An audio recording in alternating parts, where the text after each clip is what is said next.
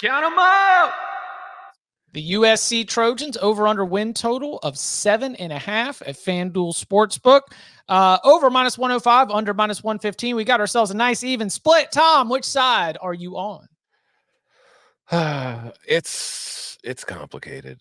I wrote last year, I was so ahead of the curve on USC that I wrote they could go 7-5 when they joined the Big Ten, and then they just decided to go 7-5 in their last year, Pac-12. And now they come into the Big Ten and their win total is at 7.5. So it's like, I really am setting the line for this team.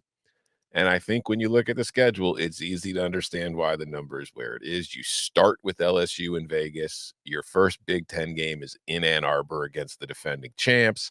You get Penn State coming to town. You have to go on the road for both Washington and UCLA. You do avoid Oregon, which is nice, but you also get Notre Dame at home to finish the regular season. Well, as long as, until Lincoln gets his way. But like I said earlier, that's something you really do need to reconsider at this time and place in college football. But there are just so many questions about this team. Like Miller Moss, we don't know what he's going to be, if he's going to be what we're used to seeing from Lincoln Riley quarterbacks. Yes, he had a tremendous bowl game, but we need to see it in games that truly matter and count. Defensively, they have completely overhauled everything. But again, I love the decision, and I think it's the right decision. But can we expect immediate progress? I think there needs to be more proof of concept there. So I look at the Trojans, and I think this is a team with a decent range of outcomes. I think that if everything clicks, this is a squad that could be playing in Indianapolis for a Big Ten title. I think if it doesn't click, this is a squad that could be struggling to get to a bowl game. So I'm taking the under 7.5. I have a similar view to your last statement. I've got everything from 6-6 to 11-1 on the table. Like, yeah, everything from 6-6 to 11-1. Like, so you're going over. Yeah. Oh yeah. I'm going over. Yeah. I am over at 7.5. I think they could beat LSU. I think that you can take down Wisconsin and Penn State. They've got to come to you. Notre Dame as well. I mean, the splits there in some of those games are important to me. I'm not too intimidated about going to Washington. Nebraska has to come to you. We were always talking about like, oh, how's USC going to handle, playing in the Big Ten in November? Well, the 2024 schedule doesn't set up with a lot of those landmines in the way that you might have imagined it.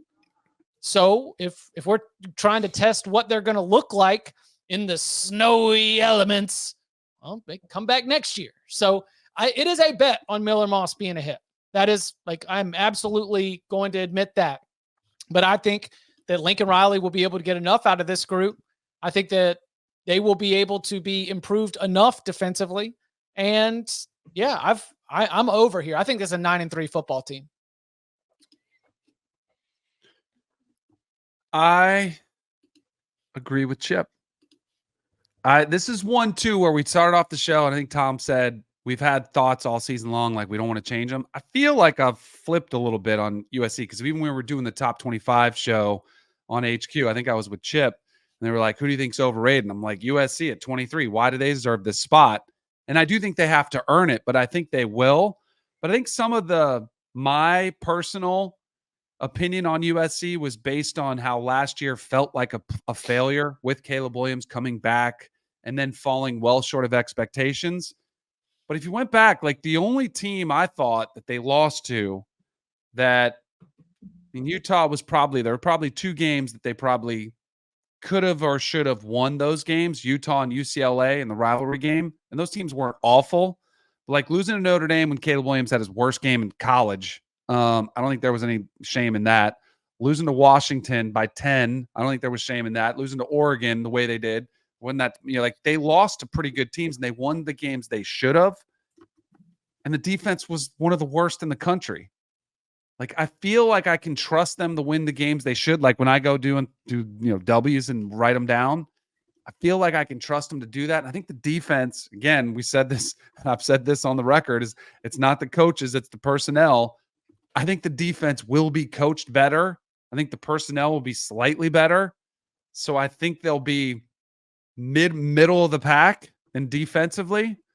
And with Miller Moss, I look at the USC quarterback and say, you know what? If it's Miller Moss, it's great. He's going to have a really good year. If he doesn't, they're going to switch and they're going to make a change to Jaden Maeva, who will come in and put up numbers. Like there will be an offense that will put up points because I trust Lincoln Riley.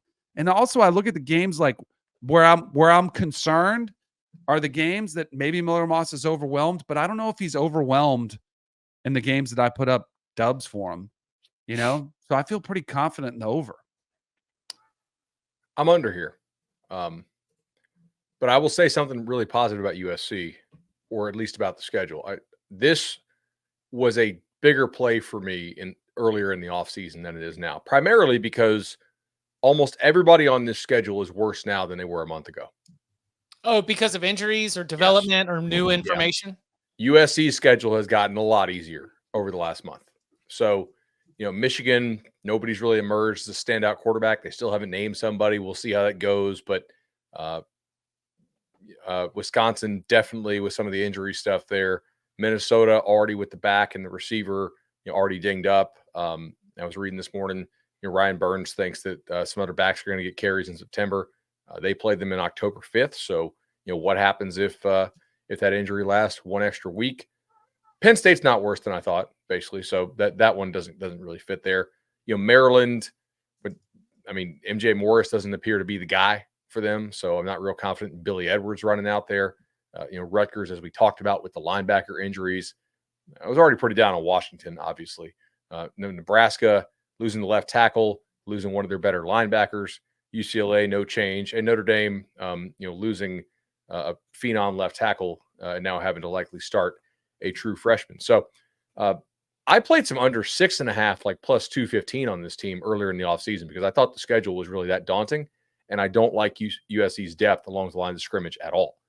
But now I'm less confident in that bet, actually, because, again, as I think I just detailed, all of the teams they're playing got worse, or most of the important ones did.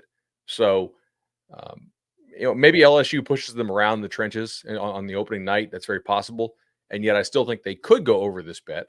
We'll have to see. If they get that one, then I definitely think, that'll go over. But I'm under here. I worry about the right side of the offensive line, and I have this team power rated higher than I did last year. I actually think it's an improved team, despite the fact they lost Caleb Williams. And somebody will clip that if they go 4-8. I'll look like a total idiot, but I do think the defense. That's what we're here for, bud. Don't worry about that. The defensive improvement will be better, right? I think. Here's the question: who in this front seven would have started at UCLA last year? Oh, Danton Lynn has a worse front seven than he did last year. Yeah. Yeah. Like Bear Alexander and who?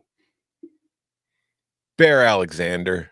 I think so too. Like if you want to argue Mascarenas, I get it. Like if you want to tell me if Gentry bounces back, okay. Like Mason Cobb's a nice player, but I'm very worried about their depth on the lines of scrimmage. So this could go south in a hurry.